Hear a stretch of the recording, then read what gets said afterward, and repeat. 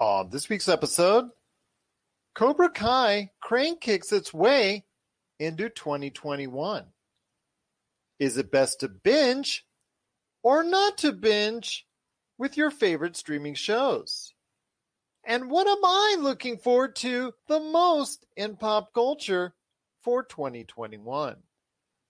All this and more as we once again delve into the pop culture cosmos. Welcome to the Pop Culture Cosmos. And we're back with another episode of the Pop Culture Cosmos. This is Gerald Glassford for Pop Culture Cosmos, Game Source, Inside Sports Fantasy Football, and the Lakers Fast Break. We truly appreciate everyone out there listening to all of our great shows. And if you can, please give us that 5-star review on Apple Podcasts. Plus, if you can like, share, subscribe, follow, or do anything that you can to support us right here at the Pop Culture Cosmos, it is truly appreciated. But it wouldn't be a Pop Culture Cosmos without my good friend. It's our own Joshy New Year of Pop Culture Cosmos. You got to check out what he's doing today at popculturecosmos.com. His awesome book, which you can get right now as a great New Year's gift. Congratulations, You Suck. And of course, he's on also Topicocalypse and the Super BS Gamescast, wherever you get your podcasts. It is my good friend. It is Josh Peterson. Happy New Year. You know, it's funny, I always talk and then I don't realize my microphone's muted. Happy New Year. Missed that famous, what's up, what's up, what's up? I know. I got to make a new catchphrase going into 2021.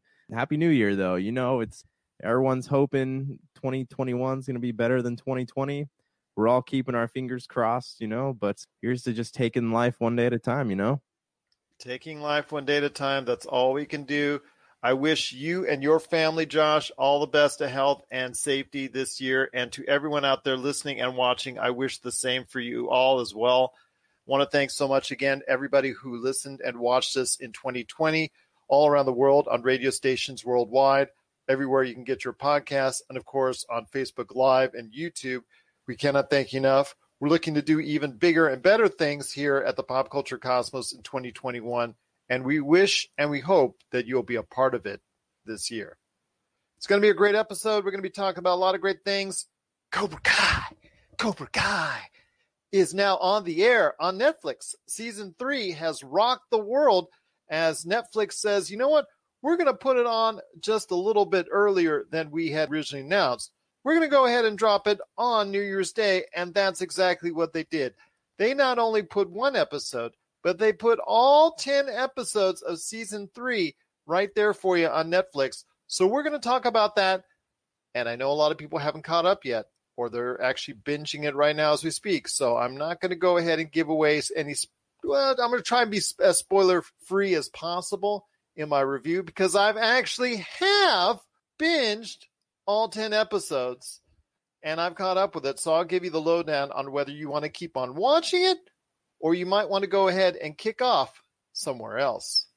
Plus, we'll also talk about binging in and of itself in 2021. Is it still cool to just drop a season right there for you and binge away? Or do you find yourself wanting to go back to the traditional method like we saw on Disney Plus and The Mandalorian? I've got a lot of things I want to talk about when it comes to my most anticipated for pop culture in 2021. And I know Josh might have a little sprinkle left as far as some of the things he's looking forward to as well. So we'll talk about that. And on the back end, I wanted to go ahead and mention that Star Citizen was also supposed to be on somewhere of these lists, either dropping at the end of 2020 or being one of the most anticipated for 2021. Now nobody knows when this game is going to be coming out and all the other experiences that are supposed to be coming along with it. So how are the fans of this crowd-funded game responding to the latest delay for Star Citizen? We'll talk about that on the back end of the show as well. But first, my friend, I want to talk to you a little bit about Cobra Kai. Have you had a chance to check out any of the episodes as of yet?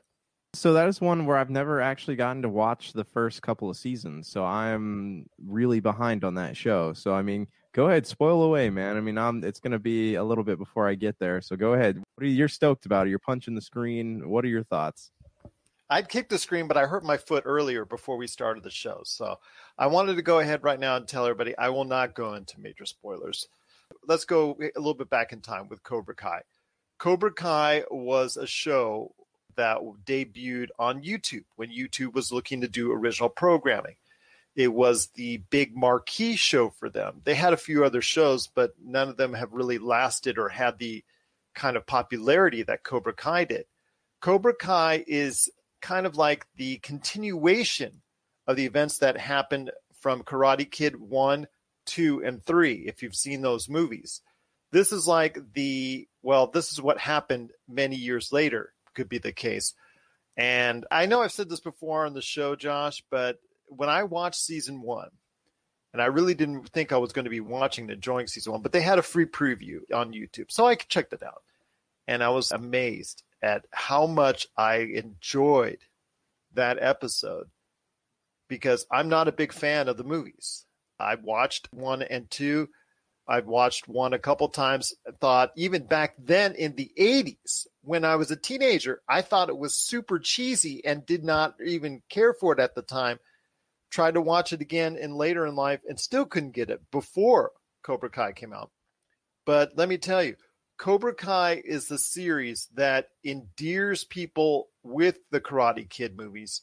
And even if you didn't like it as I did, it now makes you understand and makes you appreciate those movies even more. Even the widely panned Karate Kid Part 3, it does a great job of embracing what was so cheesy about that and actually enveloping it by turning and twisting it around on its foot. Who was the bad guy in the movies may now be the good guy in the series, as William Zabka is playing Johnny, who was the bully in the first one, is now one of the heroes and one of the characters you sympathize with in the story. It is truly a really fun series to watch. Season 1, I know I mentioned it as my best of television for that year. I think it was 2018. 2019, it came out for season 2 on YouTube, and it was still on my top 10 list, but it wasn't quite as good. Thought the ending had a little bit too long of a sequence, but season 3 is picked up, and I'd say it's right smack dab in the middle of each. I thought season 1 was outstanding. I thought season 2 was good to really good. I thought season 3 was right in the middle, and it just way it incorporates the elements from the movies, the way it incorporates the elements from previous seasons in the TV show, the way it doesn't focus 100% on the characters that you know and remember. It also takes quite a bit of concentration and focus on the kids that they're training in the dojos in this time right now and follows their stories, but doesn't go overly cheesy on the teen drama type deal. Makes it fun, makes it light, keeps it really interesting, twists and turns about who's a bad guy once. One episode could be a good person the next episode. You never know what you're going to get when it comes to Cobra Kai. It is actually a great pleasure to watch. And I tell you what, this season has started off on a really good note. I've watched the entire season. Like I said, I highly recommend it. And again, if I wanted to place it, I'd probably place it right in the middle between season 1 and season 2. So is it accessible for people who have not watched Karate Kid? That is an excellent question. Season 1 is more accessible to individuals that have not watched the Karate Kid movies. Season 2 is also very much in that same fashion. Season 3, because the blending in of more characters from the, let's say, legacy characters of the past movies and the blending in more of that, you will probably have to watch the movies at some point in time to help better educate yourself in season 3. But I'd say season 1 and season 2, you could go just fine and not have seen the movies, but still find these episodes quite enjoyable. Season 3, it's going to be a little bit more refreshing if you have watched the movies, because there were some things that I had forgot and only watched 1 and 2. I hadn't watched 3. There were some things that I didn't know that would have helped me better understand more quickly on season 3. But season 1 and season 2, you could go into it in the dark and you could be totally entertained by what you're seeing. All right, cool. Yeah, because I mean, like, I saw The Karate Kid. Okay, it's not something I'd like go back and watch again. I just like I didn't enjoy it, man. I didn't enjoy the movies. They were just so overly cheesy. But again, that's what's so great about Cobra Kai, because it takes that cheesiness and envelops it and embraces it and makes it good in a way that you would have never thought possible. So, I mean, I guess my big fear of like diving into this show is that like I will have to watch Karate Kid again, and I don't really want to do that. You know, you don't have to do it until season 3. Season 3. All season right, 1 and season 2. Season 1 and season 2, you don't. Season 3, you kind of want to start to do that. Okay, well, hey, maybe I'll take some time and dive into this show. I mean, you seem very fond of it, so I'll give it a watch. However much I disliked the Karate Kid movies, I liked Cobra Kai. I'll give it to you like that. All right, no, that makes perfect sense. I just like, you know, I don't want to go back and take the time to watch Karate Kid. I just have other things I'd rather do, you know? Well, I mean, if you're familiar at all with the story of the first one, then you don't really have to go back and watch that one. I think even season 3, if you understand what Johnny is to the story and what Ralph Macchio's character is to the story, then you get it. You understand what happened as far as the first one. The second and third movies, you may have to do a refresher course for season 3. That's all. Best I'll give everybody spoilers on that. But other than that, I think you're good, because the second and third movies were not as watched, so people are not as familiar with the characters and events that happened in those 2 movies. So the season 3 might come off as a little, I wonder why that's taking place. Okay. And the series does an okay job of trying to help you along that lines if you haven't seen the movies, with integrating flashbacks. Doesn't give you a flashback per se, like, okay, Josh, you're talking about this, then you go to a dream sequence or a flashback sequence for the next 5 minutes, which I know you'd love. Actually, you don't, but I know you just love to say that you don't love it. But it does a job of integrating it with what they're talking about in the here and now. You'll see like maybe a flashback off to the side while they're talking. Like, let's say you and I were talking about an episode 2 years ago. It would be actually flashing that episode concurrently while we're talking about it. They do a good job of doing that. So you don't have to, in the first 2 seasons primarily, watch the movies in order to go ahead and say, you know what, I'm really entertained by what I see. Okay, because I mean, I have heard nothing but great things about this show, and I just have had a hard time motivating myself into watching. I'm trying to motivate you now 3 years now. I know, man, I know. And now maybe I'm ready to take that leap. I got to finish Mandalorian first. Maybe Cobra Kai will be next on that list, you know? And you know what it did for me? You know what really got me entertained and got me into this series? It's William Zabka's character, Johnny, who all these years later, he is exactly grown up the way you think he would have grown up after such a devastating defeat in the first movie. Because everybody, if you haven't seen the movie by now, but since 1984, you haven't heard what's gone on in the movie by now, then sorry, that's the only spoiler I'll give right now. But his life has gone exactly the way you would expect it to be. And the way he portrays Johnny is great. I mean, he's not going to give you the emoting or emotional performance all the way around that you would see of a great method actor, but he portrays the role in exactly the way Johnny Lawrence would act in that type of situation here and now. And Johnny Lawrence is the character, the bully from the first movie. So he portrays it beautifully, and that's really makes this series go.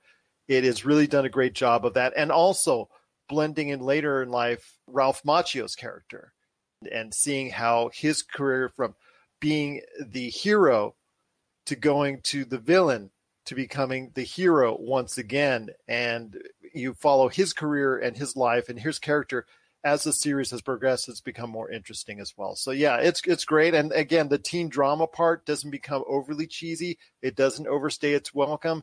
And again, it's really a lot of fun to watch. All right, cool. Yeah, well, I'll check it out. I mean, okay, give us your out of 10 rating for this new season. Well, I rated Cobra Kai 10 out of 10 for season 1. For season 2, I rated about an 8 out of 10 because it was really good up until the last episode or two with the world's longest karate fight, which I thought was a little bit overdone. But yeah, I still give it a strong 8, a very strong 8, and actually ended up on the back end of my top 10 list of TV shows for 2019. For this one, I'm going to put it right smack dab in the middle. I'm going to say it's a 9 out of 10 because it is very, very good. And it tells backstories of people you didn't even know you wanted to see backstories on. It brings in characters you have completely forgotten about from the legacy. It builds new characters and builds strength on those as well. So it really does a great job of doing a balancing act between the old and the new. And I really, really enjoyed my time with it. Okay, so I mean, minus that 1 point, does that mean that it does have its flaws? Is that what we're talking about? Yeah, there's a couple logistical flaws in it. Okay, we're going to explain this. There's all these super fans out there of Karate Kid that's been waiting for years. What happened to this? What happened to this? They answer it, but there's one particular question that they kind of just like said it and just like brushed it under the rug and moved on, which kind of leave you like, I don't think that was the most satisfying way. But again, there's small little nitpicks because season 3 was outside of that. Again, does a great job of balancing act between the old and the new, and I highly recommend it. All right, yeah. I mean, hey, you guys, everyone heard it out there. Cobra Kai, check it out. But that is Cobra Kai season 3. Again, highly recommended. So hopefully give it a chance. In fact, I'm expecting everybody to be giving it a chance because, Josh, get this. Last year, when Netflix bought out Cobra Kai from YouTube, because YouTube abandoned its shows as far as doing original programming, it abandoned that concept, I'm assuming because of price or whatnot. Even though millions had already watched Cobra Kai episodes, they dropped it on Netflix, and it became one of the 10 most popular shows of the year on Netflix. So that'll tell you right there, they already renewed it for season 4. So there's always going to be a season 4 on the way, even before this drops. So that's a great sign for people who absolutely love the show. All right, cool. All right, what are your thoughts out there on Cobra Kai season 3? I've watched it. I binged through it. So I want to hear your thoughts out there. How good for you was season 3 of Cobra Kai? We want to hear your thoughts. PopCultureCosmos@yahoo.com. Hey, this is Chad from Ghost Toasters, and you're listening to Pop Culture Cosmos Podcast. For the latest news and information, analysis and opinions on the Los Angeles Lakers and the NBA, check out the Lakers Fast Break podcast today on wherever you get your podcasts.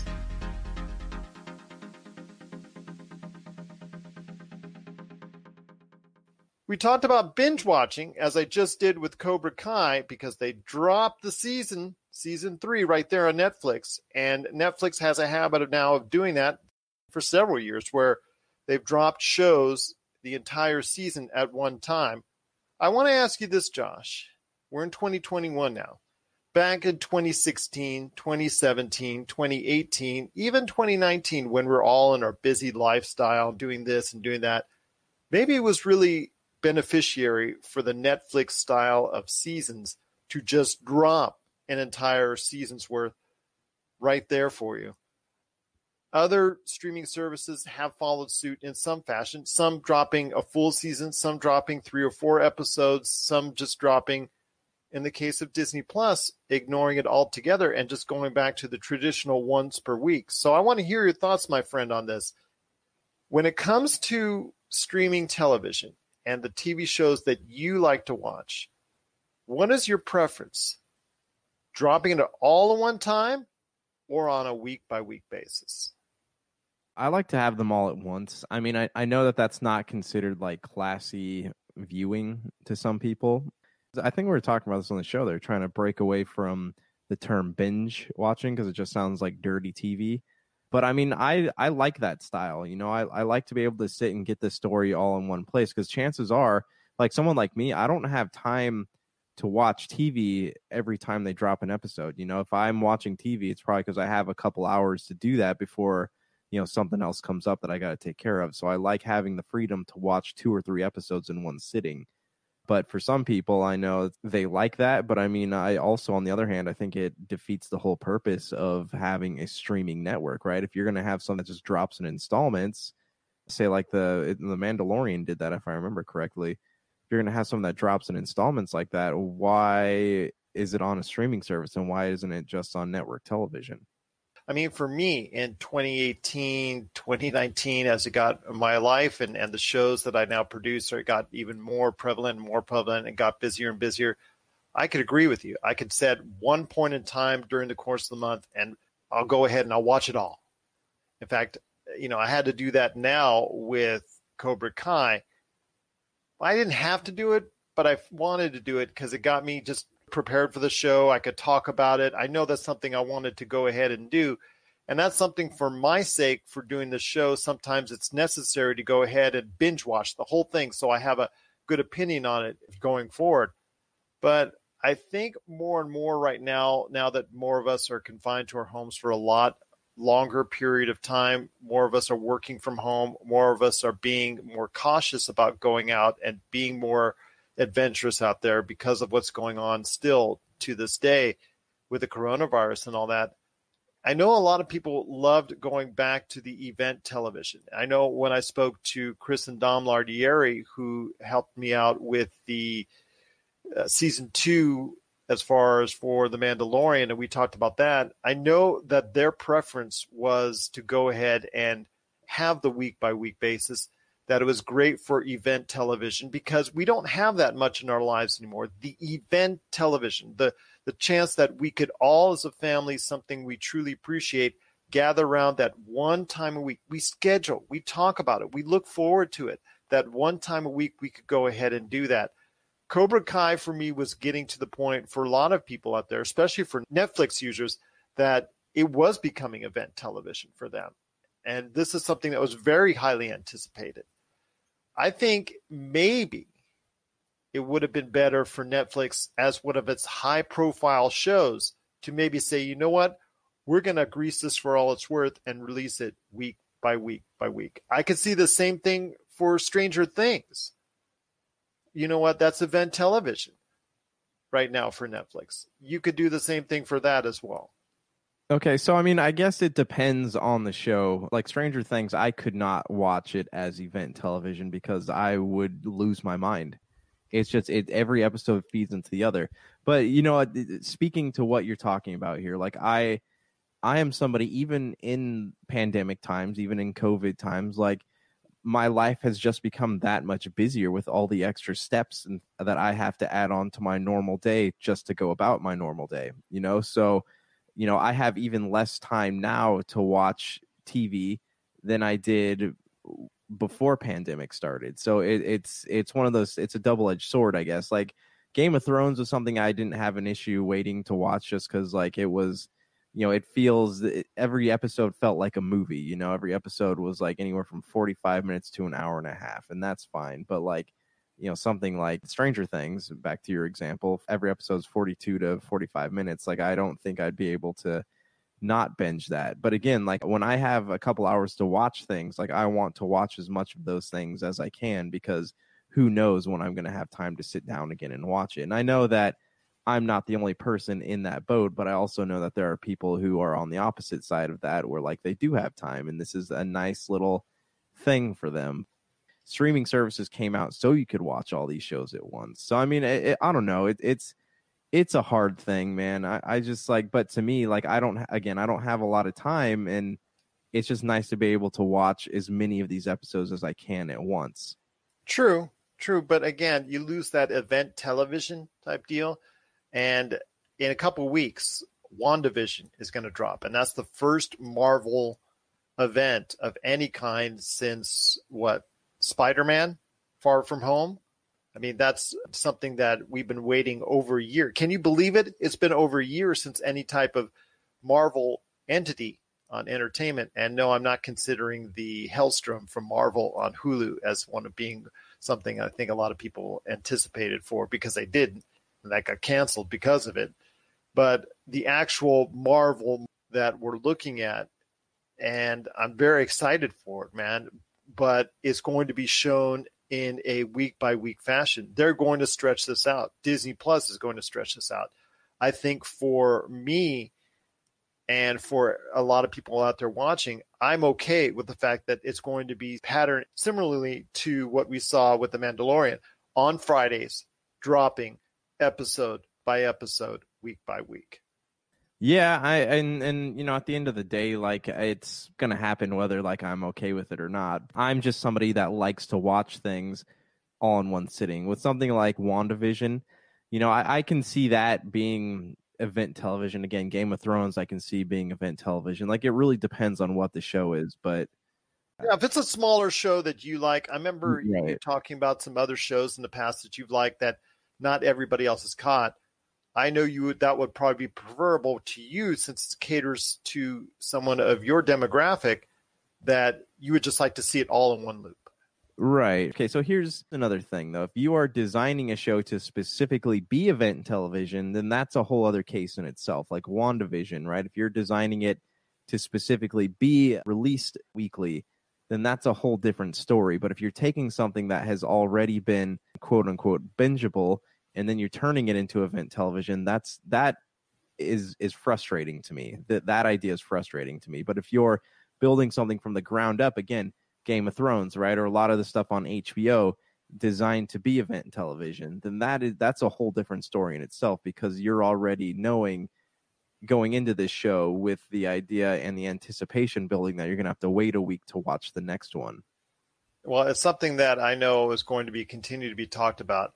I think right now, though, it is in the best interest for all these streaming outlets to follow a similar path to Disney Plus, because I'm going to be honest with you, Josh, right now, with the uncertainty still of productions. In fact, if you were in an LA show this weekend, where we're from, SoCal and all that, you had to stop filming, and possibly for a week even more, because of what's gone right now with Southern California and its halting of productions due to the coronavirus. So we're going to see halts in production continue to happen. If that's the case, you're going to see productions come out a little bit more slowly and a little bit more slowly. And if that's the case, until they catch up, you might have to see all these streaming outlets, including Netflix, go to a week-by-week basis. I think that would be totally understandable if that's the case, just so we have a regular line of content coming through. Yeah, I mean, and again, like, that's Amazon has done that with a few of their shows, right? The Grand Tour is a great example of that. They've had the last episode they released a couple of weeks ago has been in the bank for months, but they just kept it out of a fear of a shortage of content. Like, but then the boys, they did like a halfway type deal. What they did, the first 3 or 4 episodes they put out, and then they did week by week by week. Yeah. Yeah. So, I mean, I guess I get it in terms of COVID, because like this, again, could possibly be the new norm where everything's on and off like that. So, I mean, I don't know. You're throwing all these technicalities in there. I still stand by my, I stand by my opinion, but I guess I could be understanding if there's something involving COVID going on. I'm sorry to throw all these technicalities in, but you know what? I mean, if we're running Hulu, Netflix, Disney Plus, CBS All Access, you have to look at all the parameters before you go ahead and say what is best for our consumer base, what is best for our clientele, what is best to retain. And that's the key right now. It's not just getting, like HBO Max got a ton of new subscribers, like Disney Plus got a ton of new subscribers with Wonder Woman 1984 and Soul. It's how can we keep those subscribers there over the course of a period of time? And that's the big question. And a lot of them have to look at that going forward as far as how they go ahead and stream. So I'm going to ask you out there, to binge or not to binge? That is the question I pose to you this time around when it comes to how you want to watch your shows in 2021. We want to hear your thoughts. popculturecosmos@yahoo.com. Well, coming up next, Josh and I are going to talk about my most anticipated, plus I hope he has some more that he wants to go ahead and see as well, as far as the most anticipated things in pop culture we want to see in 2021. Plus, on the very back end at the end of the show, we want to go ahead and talk about Star Citizen, and is it failing its customer base? We'll talk about Star Citizen coming up on the back end of the show. This is the Pop Culture Cosmos. Video game box art, the stories behind the covers. in which we talk to the illustrators and artists who are responsible for gaming's most iconic images. Don't forget to check out Video Game Box Art, the stories behind the covers, celebrating gaming's most iconic images from the people who created them. This and many more from Rob McCallum Films. And we're back with the Pop Culture Cosmos. It's Gerald Glassford coming right back at you here with my good friend, Mr. Josh Peterson. Joshy New Year to you, everyone. Wanted to go ahead and drop off my thoughts on the most anticipated things I want to see in 2021. Cobra Kai Season 3 was one of them, but I already checked it out. So that's one slot already filled for my most anticipated. But Josh, I want to ask you this. I know you had mentioned two things when it comes to video games already, and that was the Mass Effect Trilogy Legendary Edition, which you know is got to be number one on my list. But Halo Infinite is not far behind. And you and I didn't really have a problem with Halo Infinite when they had the first showcase of it. I think Microsoft backed off a little bit. They got a little scared after the response to the initial video trailer for Halo Infinite. But I also know there was a lot of work as well. I am still eagerly anticipating Halo Infinite, and I know you are as well. I thought it looked okay, and I don't know whether the voices were like people being overly critical or if it was, the Sony fanboys seemed to be the loudest in the video game debate. So, but I mean, if I'm looking at it, I was hoping that they would be watching what happened to Cyberpunk and they would choose not to release it on old consoles too, but then they just backed up that claim on, I think it was last week, right, when they said they're still making it for older generation consoles. So I mean, right now I'm glad they took the extra time because it's very possible like they could have been Cyberpunk before Cyberpunk was Cyberpunk. It's so funny because I always chuckle when you say Sony fanboys, and you accused me last week of being a Sony fanboy, and I was laughing so hard at my own mind because, as I constantly tell people, the best console of the last generation was the Xbox One S, which was the best value for the money. So I don't know how I could be a Sony fanboy for that. Maybe it's because of the fact I love Uncharted so much. So we'll go ahead and give it to you on that. But I will say Halo Infinite, I'm very excited for. Mass Effect Trilogy Legendary Edition, I'm very excited, but I'm also very concerned because this is my number one product. Obviously, our love for Mass Effect is there. Are you concerned that they're not going to put too much effort into this Legendary Edition? No, actually, I'm not concerned because this is kind of a make it or break it for them. There's obviously some turmoil going on at BioWare. I don't know if that has anything to do with EA, but this is a big moment for them because much like Master Chief Collection reinvigorated people's dead interest in Halo after Halo 3, or was it Halo 4, I think. But Mass Effect Andromeda was I think it was Halo 4.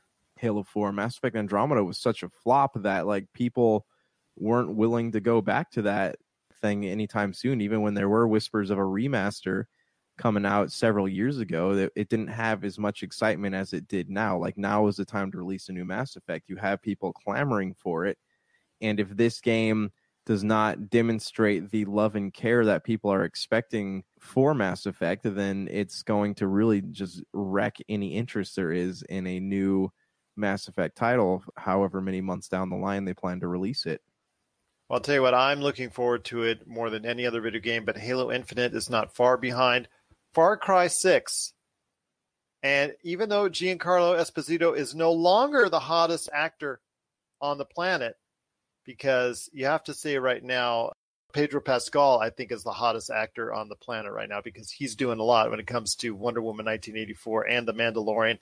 And he just had one movie drop on Netflix, and he's got a lot of other things on his plate. So I'm going to say Pedro Pascal is the hottest actor or actress right now in Hollywood, ahead of Giancarlo, but not by much. But Giancarlo playing the bad guy, I guess the dictator in Far Cry 6, and what you have to do in there is going to be very interesting. Deathloop is going to be something that's also very interesting as far as from the video game front. Do you remember Deathloop at all? I think the concept of reliving an Assassin's game or where you go after these targets, and if you don't do it in the right fashion or if you die, the whole day goes over again and loops into that. Very interested and intrigued in this concept. Have you had a chance to go ahead and check out Deathloop at all, or do you remember it from our E3 previews, I think, last year? Yeah, no, I remember it from E3. I don't seem to have a lot of interest in this one, but I'm intrigued by the story. This is the one where like you have assassins coming after you, right? Like you have targets you got to hit, but you also have people coming after you, and you know they kill you in different ways, so there's no like set way that they come after you. Yeah, this is one that like I'm intrigued by it, but I'm not like stoked about, if that makes sense. Far Cry, on the other hand, I am kind of excited about that one. Another game that I'm very interested in seeing right now is Dungeons & Dragons Dark Alliance, which is something that hasn't gotten as much news information on this yet, but it's supposed to be coming out in 2021, although we know that's always subject to change. But it reminds me a lot of the old days with Gauntlet and a 4-player co-op action RPG type format that I'm intrigued about. Maybe it is the true successor to what we've seen and experienced before with Gauntlet and Gauntlet Legacy and all that. And I know there were some pretty under the radar games with the Dungeons & Dragons name during the course of the early 2000s and the late 1990s. There was a couple that I really enjoyed playing, which totally went under the radar. But I'm looking forward to going ahead and maybe even with you, my friend, going forward with Dungeons & Dragons Dark Alliance, because, again, it's going to be an RPG, but it's more like an action RPG with 4 players, which is something I'm really looking forward to. I have seen the videos, and it looks cool. Dungeons & Dragons games they are okay, right? It's kind of the same concept as like how the Star Wars games used to be, right? They would come out, there's a lot of them. They were okay. I mean, they weren't like anything you brag about to your friends, but they were fun to play with your friends. Dungeons & Dragons Dark Alliance, especially coming out on newer platforms, I think that the only thing that might be standing in its way is the fact that it has the Dungeons & Dragons name attached to it, which might make people feel a little intimidated by it on the off chance that they are afraid of the story continuity. So they need to be like really clear that this is its own thing. You know, you don't need to have any history with this franchise before picking it up, because it does look like a really cool game. I agree with you on that. It does have that licensed name, but it is something that's going to be more aching to those who loved Gauntlet from the past, or Gauntlet Legacy, or those that really want to get into a 4-player co-op or just a co-op environment. And that's something that I think is missing. Again, we had that for a while. We had a lot of co-op games come out for a while, and they've kind of tailed off in recent note because it's been more multiplayer, competitive, or Among Us, which has garnered a lot of acclaim. And then you've had like Animal Crossing, where it's a lot of people interacting with each other, or you've had the self-contained stories, but you haven't had a lot of traditional true co-op games come out as of recent times, or at least we haven't talked about it. So I'm looking forward to that.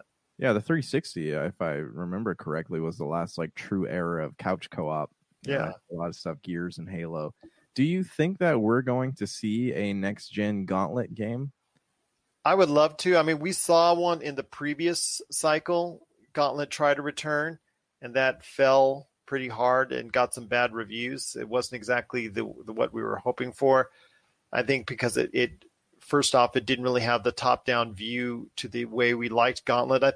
I think it just this balance between nostalgia and making it for a modern audience. We're seeing it now with Cobra Kai and how they reinvented it, but yet held true to a lot of the things that went on. So they were able to find that balance between old and new, nostalgia and modern. If Gauntlet comes out, it's going to have to try and balance that fine line as well. So like what I wouldn't mind with a new Gauntlet game is having the ability to switch between top-down and first-person, because, I mean, you know, you want to bring in both generations of gamers, and I think that would be the right way to do it. But anyways, I agree. Speculation and hearsay. But I wouldn't mind seeing a new Gauntlet game. I'm still hoping for the day that we could actually experience like a Skyrim or an Oblivion, Elder Scrolls type game. Yeah, I understand they've got an Elder Scrolls MMO, and it does have some of those elements, but I would love to see something as deep, which I don't think the Elder Scrolls Online MMO has, something as deep and rich story-wise as the Oblivion, as the Skyrim type deals, and going in with it like 4 people. But you have that huge, expansive world that I don't think the Elder Scrolls Online MMO has. If you could do that with 3 or 4 people, that would be really cool. But wanted to go ahead and touch on some films that I'm interested in. Obviously, with my girls in the house that are super huge fans, I got to lead off with my first and foremost movie I'm most excited for, and that's Black Widow. No Time to Die. We're going to see the end of Daniel Craig as far as the 007 movies, and we'll see where the 007 character goes from there. The Kingsman is something went totally under the radar, Josh, but it's something you and I have been excited about as far as the franchise. And the Kingsman seemed very intriguing. I don't expect it to do gangbusters like the rest of the Kingsman series, but I expect it to tell a good origin story and hopefully garner enough interest for future Kingsman movies going forward. To me, what matters is like being able to return to the world of the Kingsman, because that's a world that I truly enjoy. I didn't like Kingsman 2 that much. I thought it was okay, but it just like it felt so far removed from like the London gangster movie of the first one was, or not gangster, but you know what I mean? Like the way the movie made you feel, it felt so far removed from it. It had elements that were good, and I liked the introduction of the American Bureau. But I don't know, there's something really special about the first Kingsman movie, and I feel like this new one is kind of a return to what made that movie so special. And remember it's taking place in World War I, if I'm not mistaken. Right, yeah, and I mean, like it keeps it confined to the UK, and obviously where they went to in World War I. I mean, that's kind of what made the first one, because I like those British movies like that, like Snatch and Lock, Stock and movies. And that's why I know you like the first one, especially because it started off in that realm, but it became more of the super spy format in number 2, and that's what I think is going to lead into going forward, because I think that's what it has to. I think the Kingsman series goes for is that super spy element, because I think it's just broader things that you could go ahead and reach upon, the destruction of the world and all that type, because that's what happens with each and every Kingsman. It's like, okay, something that's impacting the world. It's really going to be hard to do that within the confines of such a smaller scale story of if you're dealing with that environment. Yeah, and I totally get that. I just like, to me, less is more. I'm one of those people. But again, it's like I get that things have to evolve in order to move on. But yes, I am really excited about the Kingsman. Also, as well, we're excited about Mission Impossible 7. If Tom Cruise can stop yelling at people, maybe we can get that movie done. But then again, he did it for a good reason. He's, is trying to be safe, obviously trying to stay within safety protocols. But the tone and tenor obviously set a lot of people in different ways for that, from his shouting at the staff, but it's still expected for a November release date. I know you're supposed to be filming those Mission Impossible movies back to back, and I'm not sure if that's still going to be the case or whatnot, but Mission Impossible 7 is still, as of this time, going to be delivered in November for audiences. So we'll see if that actually happens. Matrix 4, I think there's a lot of people like me that are curious. Will it go back into a positive direction for the series as opposed to what we saw from 2 and 3?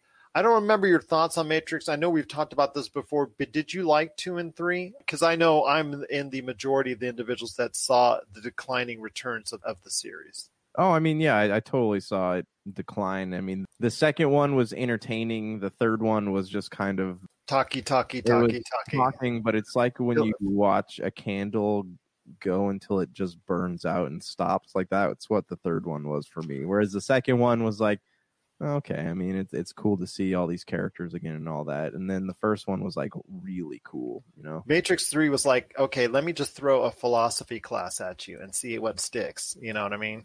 Yeah, well, I mean, it's like being in a class that you really like. You really like the class, but you would rather be doing something else, Fair. Yeah, that's true. Fair enough indeed. But Matrix 4 is going to be coming out, or at least scheduled to come out this year. And that is going to be, I believe, day and date on HBO Max. So look out for that there. Dune, which may or may not be day and date with HBO Max. Not if Legendary has anything to say about it, because they're suing HBO Max over the decision. But we're hoping still it will reach its end date, I believe, in late 2021 if it comes about. So I'm looking forward to that. I know Josh is as well. We've already talked about that on the show. Shang-Chi and the Legend of the Ten Rings. I'm looking forward to that. Absolutely. Josh and I, as not only martial arts fans, but Marvel fans, and finally combining those two elements into something spectacular, as we're hoping that's going to be the case. Has your enthusiasm lessened for Shang-Chi? No, not at all. I hope what would really make Iron Man 3 a little more special after all these years is if they were to somehow like have a reference to the 10 rings in that. And like I would love to see Ben Kingsley. Oh, Ben Kingsley, Sir Ben Kingsley. Yeah, I would love to see like him have a small cameo in that movie. Oh, he will. I think he will. Because like I don't know if you've ever like remember how when the DVDs or Blu-rays came out, they had Marvel one-shots. You remember those? Yep. Yeah, there was one where he was in prison and he was being interviewed, and he was actually one of the camera guys was part of the 10 Rings. And so, yeah, it would be cool to have like a callback to that.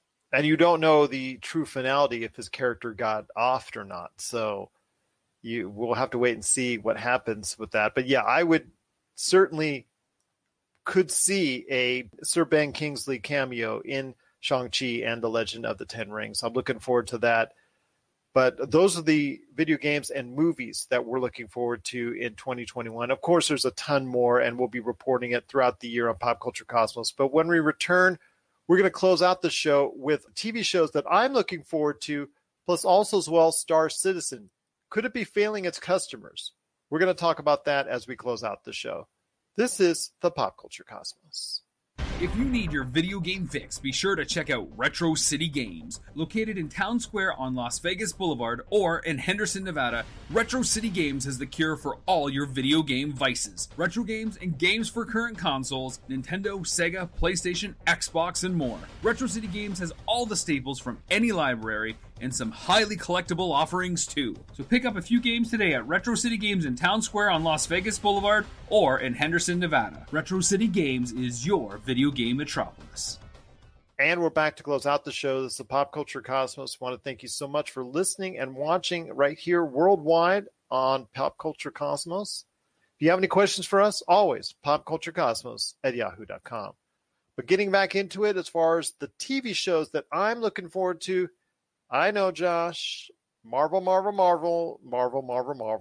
But with Star Wars not hitting until the end of this year, unless Andor, is that scheduled for 2021?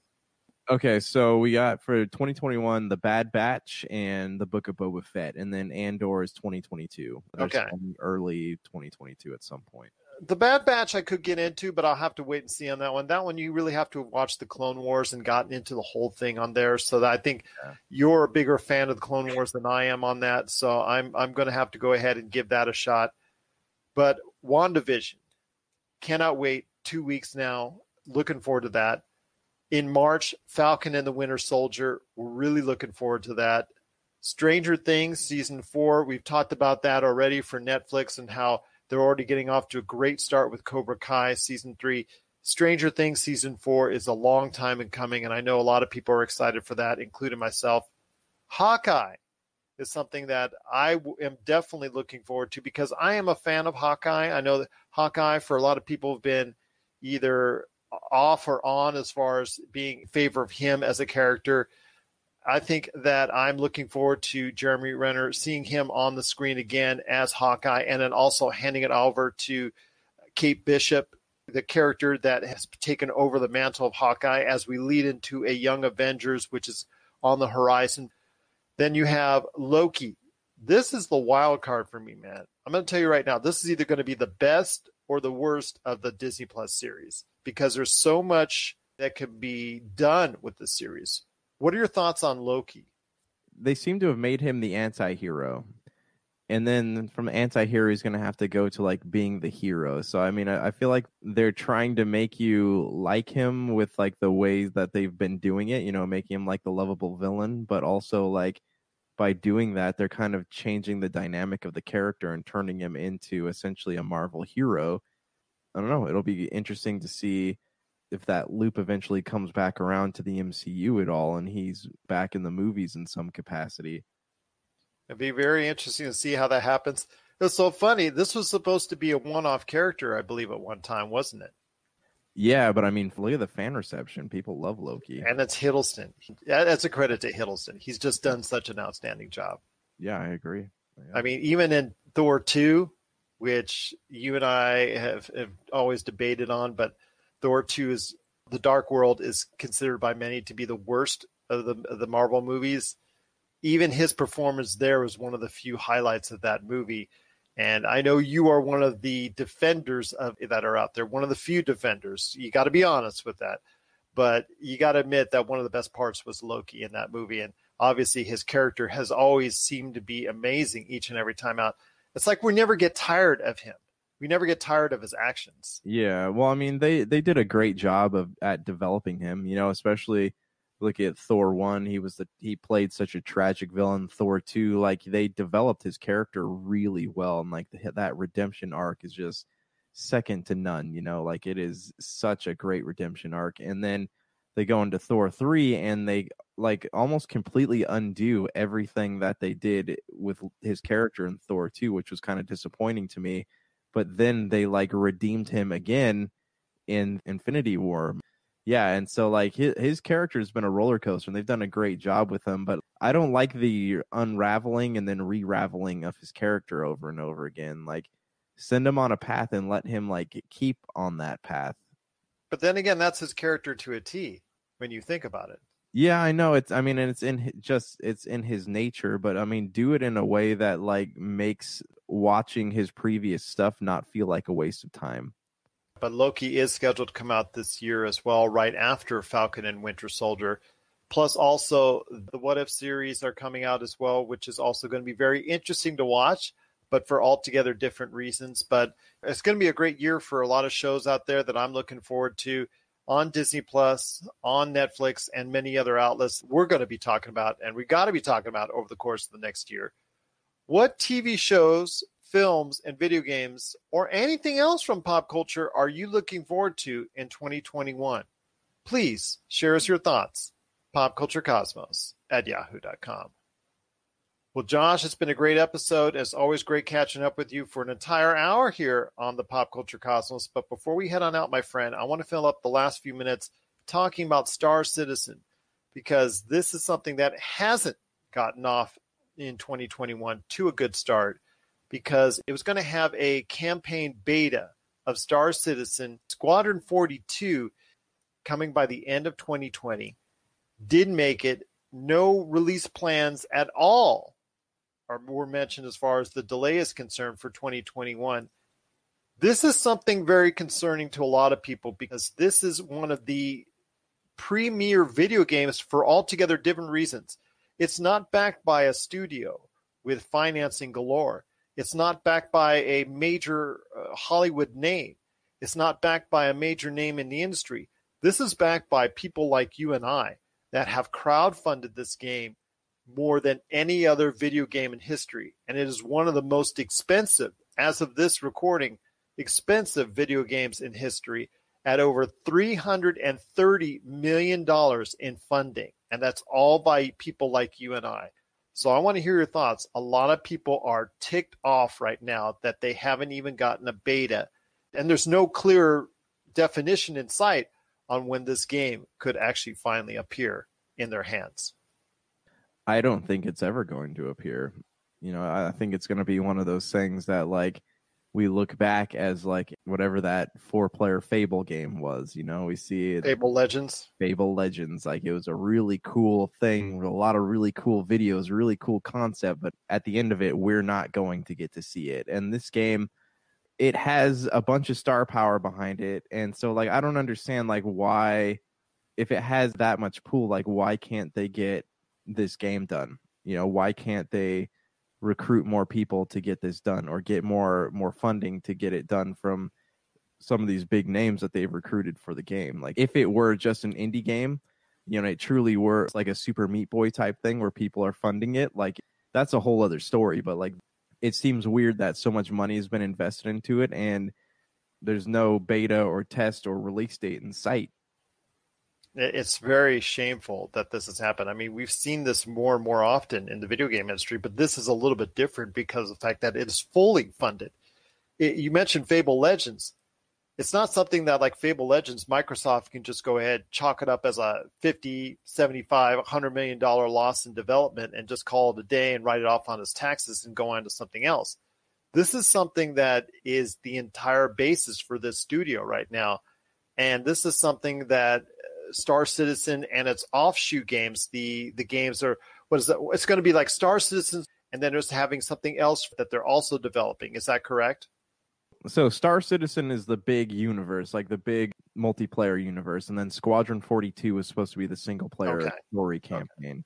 So Squadron 42 is the campaign portion of it, and Star Citizen is the overarching platform of it, which includes the multiplayer and all that. So Squadron 42 is the campaign beta that they were supposed to release at the end of 2020 that just didn't get it done. I say that's a problem. I say that's something very concerning. And for a future going forward, we could see some legal action come into play very soon. I mean, we've seen it with CD Projekt Red, which you and I had some issues back and forth before we started about whether or not that was really right to do or not. But this is something I think that everyone can back on. If you've promised and not delivered anything, that could be a real problem. Well, the big issue here is that, I mean, I don't, it's not, to me, the issue is not having this delayed beta. It's the fact that they're not giving a date for when a beta might be done, and they're not showing any video. They're like, he's straight up refusing to show video, pictures, or anything to even show people that this game is in development. And he's blaming it. He's saying it's because of spoilers, and he's saying, and that's creator Chris Roberts. And they're saying that they're close to the home stretch, but it's just, he's saying it'll be done when it's done. And like with all the money that's been invested in this, it just seems very fishy to me. It seems very fishy to me as well. And we've already seen crowdfunding projects which have gone awry because of greed or something unforeseen has happened that has caused projects to be canceled, return money. Sometimes it's not returned, and lawsuits have to happen, litigation. We've seen state governments crack down on some of these games and titles because the crowdfunding wasn't returned and things of that nature. And it could come to the point with Star Citizen, and if Squadron 42 is not released in some sort of beta, or Star Citizen, the multiplayer version of it, not released in some sort of beta, at least in the not too distant future, we could see some serious repercussions for this. And the video game industry is already reeling from the bad publicity that has been garnered by Cyberpunk 2077 and its failure to go ahead and deliver as promised to all the gamers out there, whatever system you have. And this is certainly not going to help the cause for the video game industry going forward. People are going to have less and less faith in these projects. Yeah, I mean, and again, especially in the the crowdfunding era, a lot of people, the indie game industry runs on crowdfunding. So I mean, if this is a bad example, and I think people are going to be less likely to give to future projects from people who are actually going to fulfill their work. $330 million, my friend. I think we could come up with a video game, and I think we could have it finished in a reasonable amount of time. Yeah, it's crazy. $330 million. Jeez. Absolutely. It's one of the most expensive games already ever made. And if it does come to fruition, we'll tell you our thoughts on it. But we're not holding out hope. But at least we didn't spend money on it. But I know a lot of people out there have. And if you have, and you're really upset, or if you were really looking forward to even trying out a beta of Squadron 42 for Star Citizen, we want to hear your thoughts on your disappointment with the whole Star Citizen debacle as of this point in time. Share us your thoughts, popculturecosmos@yahoo.com. Well, my friend, it's been a great episode. I cannot thank you enough for stopping by as always, but any last thoughts on the way out? I mean, I think we covered everything. Hopefully we see a release date for Star Citizen at some point in the next lifetime before we leave this earth. So, here's to hoping for the best, right? Here is hoping for the best, not only for Star Citizen, Squadron 42, its consumers that backed it, but for everything that we hope to be seeing and experiencing in pop culture for 2021. So for Josh Peterson, this is Gerald Glassford. It's another beautiful day in paradise right here in the Pop Culture Cosmos. We thank you for listening. And here's hoping you have yourself a great